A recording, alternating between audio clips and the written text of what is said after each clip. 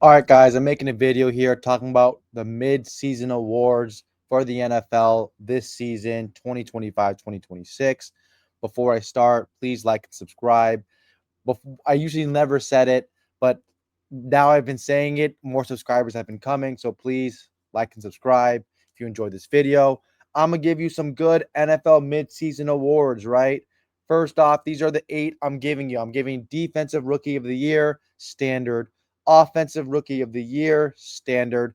The Scammer of the Year. I'm probably the only one doing this. The Scammer of the Year, Comeback Player of the Year, Coach of the Year, Offensive Player of the Year, Defensive Player of the Year, MVP, and I think I have Acquisition of the Year as well, but I didn't put it on there. But Acquisition of the Year as well. And that are the 9. That is the 9 that I'm doing. Let's start first with the Defensive Rookie of the Year, right? We have Carson Schweschinger from the Browns. He just had a pick last week versus the Patriots. He's been balling out of his mind, leading the Cleveland Browns in tackles. He's a very good player, second round pick out of UCLA. He's a very good player. I know he's white, but he can play. He's a white boy that can play, and that's all that matters. And he's from the West. How can you not love it, right? Let's go for the runner-ups right now. The defensive rookie runner-ups, Jihad Campbell from Philadelphia. I think he went to Alabama, and he was playing really well. But he kind of got benched last week for Nakobe Dean because Nakobe Dean's coming back from injury, right? Abdul Carter, top 5 pick, New York Giants. Sack master. He's a very, very good player. He's second. Nick Emenwari, awesome safety for Seattle, playing very well, right? And then at 4, rounding it out, is Mason Graham, uh, good defensive tackle, playing very well right now. First round pick, but Schweschinger takes the nod right now for midseason awards for Defensive Rookie of the Year. Next, we have Offensive Rookie of the Year, and I don't think this is a question, right? It has to be Emeka Egbuka. This guy is absolutely balling. He's catching touchdowns. He's getting run after catch. He's getting all the yards after catch, yak, if you want to say that. He's doing all of it, right? He is the number 1 receiver on that team. Even when Mike Evans was there, he was the number 1 receiver. Baker Mayfield looked for him all the time. Every single time he was looking for him. And Emeka Egbuka is a baller. He was very good at Ohio State, and now it translated into the NFL. Baker Mayfield got mad at him for kept making a one-handed catch. He said, "Don't disrespect my balls like that. No homo." But he said it. And Emeka Egbuka is a baller. I mean, how do you not have him as Rookie of the Year? This is a very close race, though, right? Give me a second to drink some water. Golly, I was thirsty. Jackson Dart, right? You have to put him there because he's a quarterback. Quarterback's the most important position in football. You got to put him as the first runner up. Then you have Tyler Warren, who's an amazing, amazing tight end for the Indianapolis Colts. I don't know what the Bears were doing, drafting Colson Loveland in front of him, and Tyler Warren was clearly the number 1 tight end in the draft. It was very shocking that he didn't go as a number 1 tight end in the draft because of Colson Loveland and the Chicago Bears stupidity. Next is Cam Scatterboot. What a steal, right? What a late round pick by the Giants. Was awesome playing. He runs hard. Everybody sees how hard he runs. And then he gets injured, snaps his ankle, or whatever happened to him. And hope he has a speedy recovery, right? The next is Tatora McMillan, Servite legend, one of the greatest Servite players in history. Awesome at Arizona. He is that good. He is playing well, making Bryce Young look like a average quarterback, from below average to average quarterback, right? That's how good Tatora McMillan is. He's just that good, and you have to respect them. Next is Scammer of the Year, my favorite, right? This is my favorite topic, is Scammer of the Year. We have Justin Fields, right? Soy. This is perfect because they are soy boys, right? It's losers and not good players, and they need to thank their agent. Their agent, instead of getting 10%, should get 60% because they fleeced the entire NFL. Justin Fields, this guy wins Scammer of the Year. Why does he win Scammer of the Year? Because he's on a 2-year deal and has never proved anything in the NFL and somehow got $45 million over 2 years, right? I think that is Justin Fields' contract. I'm not crazy. 2 years, $40 million with $30 million guaranteed and a $15 million signing bonus. What has Justin Fields ever proved in the NFL to deserve this contract, right? We have players like Daniel Jones, who's on playing against the Colts for the Colts right now, and he has a 1-year deal. He has a 1-year deal right now with $14 million and with 13.1 guaranteed. And you're telling me Justin Fields is a better quarterback than him? I don't care if you're going to say this is recency bias because of last season. Daniel Jones has always been a better quarterback than Justin Fields, but somehow the New York Jets just jets it up and fuck everything up and are actual losers. And they're like, let's get Justin Fields. He's going to be our guy. We need Justin Fields on our team, right? So that's what they did. He scammed them. Their agents scammed them. That's just what happened. Russell Wilson, number one runner-up, right? Russell Wilson is really bad, right? He's terrible. He's just awful. And I don't think he was ever that good. And people will say that's crazy, that's blasphemous. But I couldn't put him at number one because he's only getting $10 million. He's only getting $10 million. And he had another $10 million as performance base. But Russell Wilson, I don't think he was ever that good. I think that they relied on a defense and they relied on Chris Carson, Marshawn Lynch, or Rashad Penny, a lot of running, and then play actioning for open guys. I think, and a lot of tight end, 2 tight end looks by the Seattle Seahawks. I think that Russell Wilson was never that good. You can't see. If you're 5'11", I'm 5'11", 3/4, right? I couldn't make it to 6 foot, so all the hosts can get on me. I was 5'11", 3/4, and I'm telling you right now, you can't see shit, and no one should respect you, right? No one should respect me, and no one should respect Russell Wilson, okay? Next is Tua Tagovailoa. Tua's an absolute CTE French fry, right? This guy's brains is fried chicken. Like it's over for him. I don't know if he can articulate a sentence anymore. That's not delusional, right? If you tell him the sky is blue, he'll combat that with the sky is red sometimes because of the sunset or sunrise, right? That's how crazy Tua is now. He can't see. He posted a video of him with the GoPro on his helmet and showing what he sees at the line, which is absolutely nothing. He just sees a lot of ass by his O lineman, and that's basically it. And Tua, I mean, it's over for him. I think he needs to hang it up. He made a lot of money. He scammed the league already, right? He scammed this team, right? He has, for how many years was it? 4 years, $212 million, $167 million guaranteed. That is just blasphemy. He maybe should have been first, but at least he had a track record to show why he was getting paid this much money, and you have to respect that. Okay. So next is Geno Smith. Geno Smith, I thought there was a difference between Dome Geno and regular Geno, but just regular Geno just is everywhere and is just bad. And the Las Vegas Raiders paid this guy a lot of money, right? Geno Smith contract. Let me look this up for you guys. 2 years, $75 million, with $85 million with incentives. So $10 million more with incentives if he plays well. And it's $66 million guaranteed. This is a very, very bad deal, but not for him. And there's no state income tax in Nevada. Wow, this guy is living life. He just scammed the Las Vegas Raiders. And you have to only fault Pete Carroll because Pete Carroll wanted him that bad. Pete Carroll's Pete Carroll is like 80 years old now, right? Pete Carroll can't think. This guy has a diaper. I'm not kidding you. I think he wears a diaper during the games. He shits everywhere. I mean, it's just bad. I don't know if he has a train of thought anymore. He is not a head coach in the NFL. You cannot have a guy like that. And he wanted Geno Smith. Next season, I'd say he wants Matt Leinart to come back, right?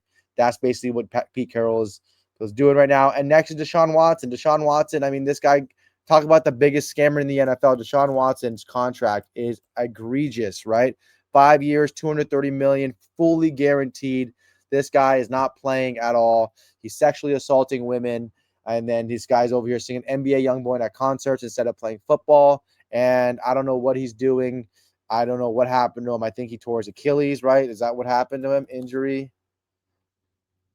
I think he tore his Achilles or something happened to him. But again, he's not playing and he's getting $230 million guaranteed. He is a huge scammer. Next, we have comeback player of the year, right? We have Daniel Jones, comeback player of the year. He was almost out of the league somehow, or a career backup. They wanted to put the Mitch Trubisky tag on him as a career backup.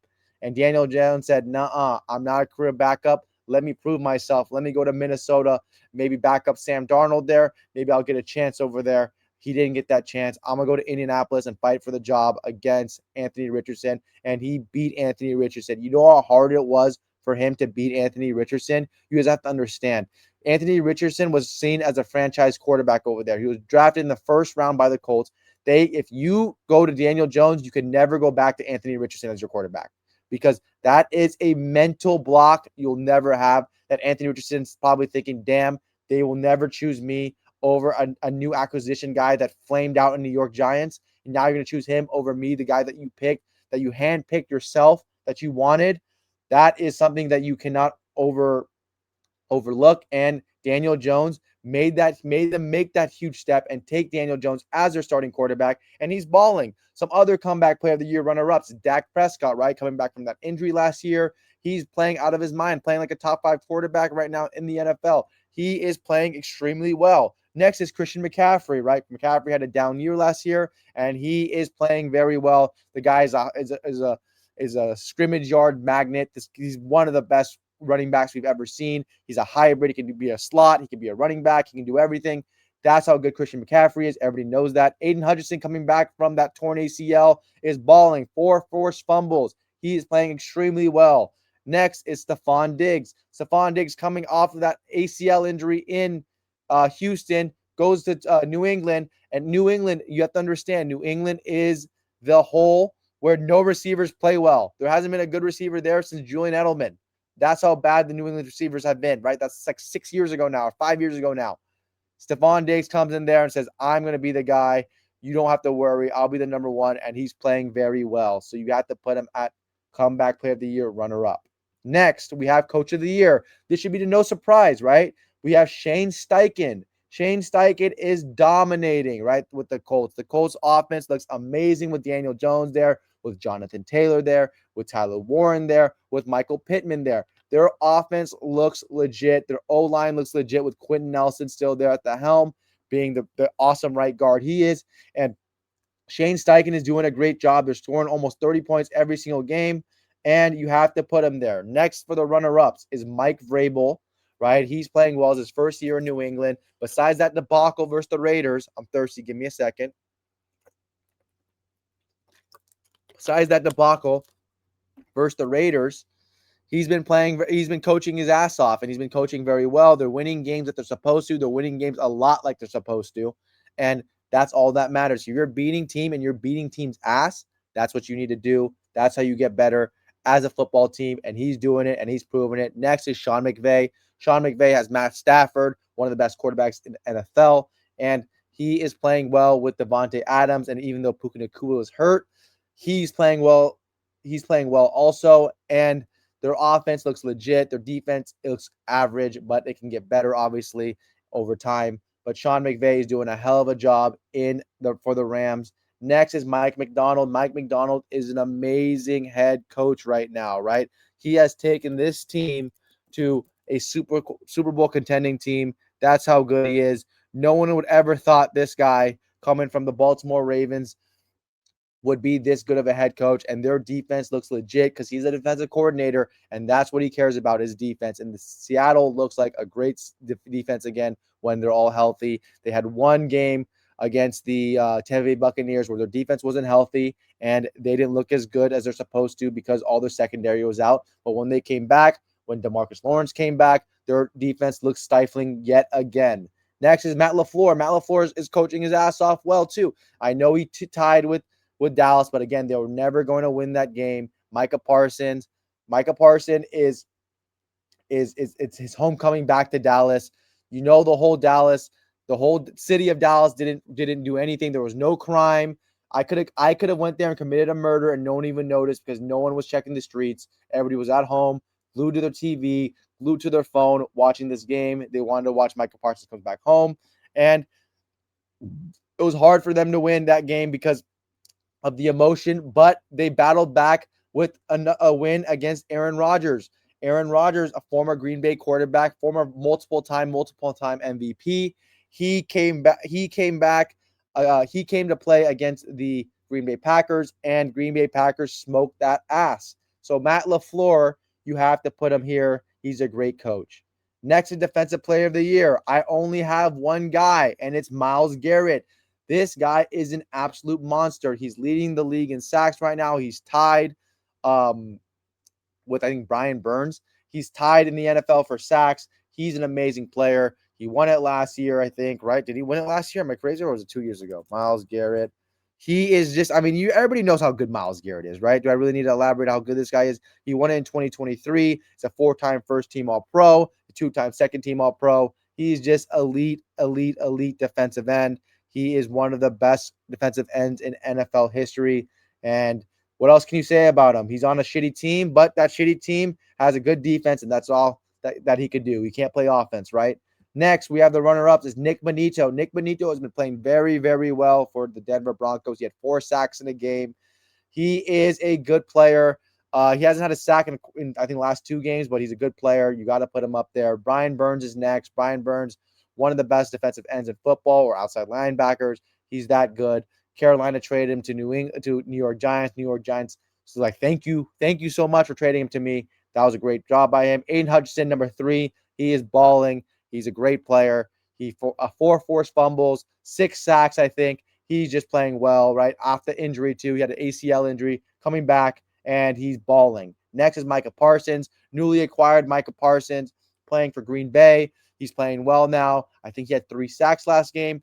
That's how good Micah Parsons is. He is going to be up there in the Defensive Player of the Year rankings later on, right? But in the first 8 weeks, you have to put Myles Garrett up there, and I had to put these 3 guys above him. But he'll come back later on and play better.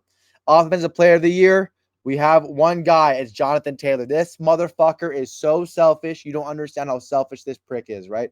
He won't let anyone else score. Where is Tyler Warren's touchdowns on National Tight End Day? Where is his touchdowns on National Tight End Day? Why did you fuck up my parlay? I had $300 to win $2,000, and it was just on Tyler Warren touchdown, all I needed. And Jonathan Taylor said, no, I'm going to score, and then I'm going to do my dance. Whatever he was fucking doing, right?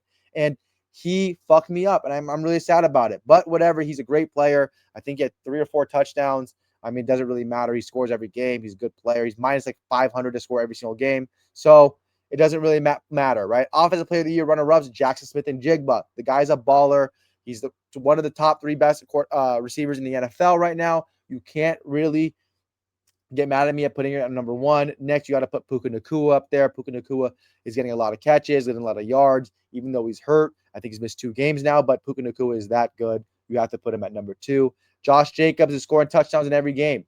I mean, he's been playing well. This is what you want. This is what the Green Bay Packers signed him for. They've been playing well. And Jamar Chase, you have to put him on there. I think I spelled Jamar Chase wrong. But Jamar Chase, you have to put him on there. He's elite. This guy's over here playing with Jake Browning and catching 70-yard bombs, playing with Joe Flacco and catching 70-yard bombs. That's how good Jamar Chase is. He can do it with anybody. I think I could play quarterback and he still have 100 yards.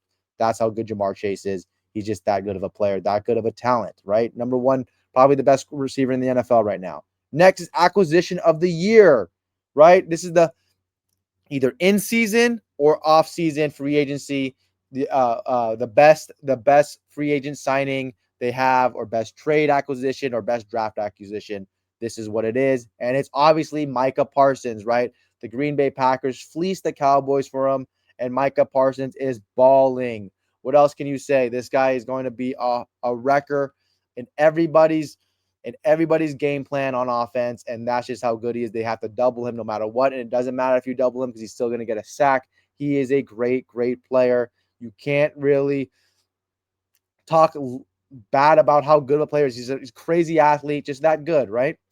Next, we have Acquisition of the Year, Daniel Jones, right? Daniel Jones belongs to be on there. Daniel Jones is a heck of a player right now, balling out of his mind. I said that when he was coming out of the draft, actually a year before the draft when he was a sophomore, I said this guy's going to be in the NFL first-round pick. That's how good Daniel Jones is, and now he's proven me right after I got shat on by all my friends for the last 5 years or 4 years because they said he sucks. And I said, just wait for him to be in a good spot. And now he's with the Colts, and now he's balling. And now all my friends have him on fantasy. You're welcome.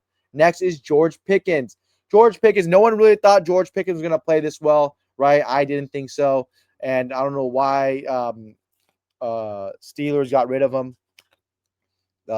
Maybe there was some turmoil internally, but he is balling. He's playing well. When CeeDee Lamb was out, he was playing extremely well, and that's what you need, right? You need. He showed up to be a number one. Look. He's their number two, and then the Bills have Khalil Shakir as their number one. That's like bad, right? So George Pickens at number two. Number three, Sam Darnold. Sam Darnold is a monster. I mean, this guy, he should have been starting over Brock Purdy. They would have won the Super Bowl if he started over Brock Purdy and for the Niners. He's just that good. Um, Number three pick for a reason. I think he was right. Number three to the Jets or number two, whatever. He was top five pick to the Jets. This is what he was supposed to be. He was in a bad scenario. I think playing for the Giants or the Jets is cursed. Maybe unless you're Jackson Dart, but I think you're cursed playing in New York. And Sam Darnold is playing well and fulfilling his potential as a franchise quarterback. Last is Keenan Allen. Keenan Allen, great guy, right? This guy shows up. He shows up to the Chargers facility, visits there, signs a contract like 5 days before preseason, right? This guy was just on the couch doing nothing, and he just shows up and he scores touchdowns when everybody was calling him old. Everybody was saying he sucks. The general manager for the Chargers didn't want to sign him at first. That's why they traded him. And then there was some tension between them, and they said, here's $8 million, which is a tremendous, tremendous pay cut. That is just disrespectful for the caliber of Keenan Allen is, right? Absolutely disrespectful. So you have to put Keenan Allen at number four because he is scoring touchdowns and being their number one receiver at 39 years old or whatever he is. That's how good Keenan Allen is. He's a baller. That's what you put him at. Next is most valuable player. I think this is the last one. Most valuable player, right? The team that needs this guy the most and is playing the best. And there's no way nobody can tell me that this guy is not the best quarterback in the NFL right now, today. He's playing the best, and it's Matthew Stafford. Matthew Stafford is playing the best right now. 17 touchdowns, 2 interceptions, third in passing yards. He is that good. At 39 years old or 38 years old, whatever he is showing how good he is and how elite he is. And I don't know why he would think about retiring next year or even thought about retiring this year. That is disrespectful. Do not retire. I don't care what Kelly Stafford has to say, Matthew. You need to stay playing. You're that good still. You still have a lot left in the tank, and he's showing it. Puka Nacua is having career years. Devontae Adams is having a resurgence. Everybody thought he was washed in Vegas. Everybody thought maybe it was just an Aaron Rodgers thing with him. Nope. He can do it with any good quarterback, right? Matthew Stafford is that good. He shows why he's the most valuable player on that team. He's been doing it for a while. In Detroit, he never got love because you could say he had Calvin Johnson, but I could say that he had no line, he had no running game. And now you have Kyron Williams running the ball well. Blake Corum needs more touches, and he's running the ball well. Their team is looking good. Their offense is looking good. And Matthew Stafford's throwing the ball 40 times a game, playing well, 17 touchdowns, 2 picks, excuse me. That's how good Matthew Stafford's been playing, right? Next, the runner-ups is Daniel Jones. Daniel Jones having a heck of a year. Patrick Mahomes, obviously, he's going to have he's having a great year. Maybe Patrick Mahomes, I believe, will overpass Matthew Stafford as time goes on because Patrick Mahomes is balling, playing well, even though he threw 2 picks against the Washington Commanders. He's playing well. Baker Mayfield, he's coming back down to earth a little bit. He's been missing passes, but you can also blame that he has no receiver. He's throwing to Tez Johnson and 80-year-old Sterling Shepard. This is who he's throwing to. And Igbuka's a little banged up with a hamstring injury. But Baker Mayfield deserves a lot of love, too. I have to put him at number 3. Sam Darnold up there, also balling. And I would hate to not to put Drake May, who has 15 touchdowns, 3 picks, playing well, doing exactly what the New England needs. New England run game is non-existent. They drafted Travion Henderson, where no one knows if this guy's playing well besides last game where he had like 90 yards or 80 yards. But he's finally playing well because of Drake May, because Drake May is that good. He's a great player. He honestly could be, I think he's better than Jaden Daniels. I mean, if you watch it, people are going to say, get the fuck out of here. It's the truth. I think that Drake May might be better than Jaden Daniels. Jaden Daniels is, people are going to figure him out, right?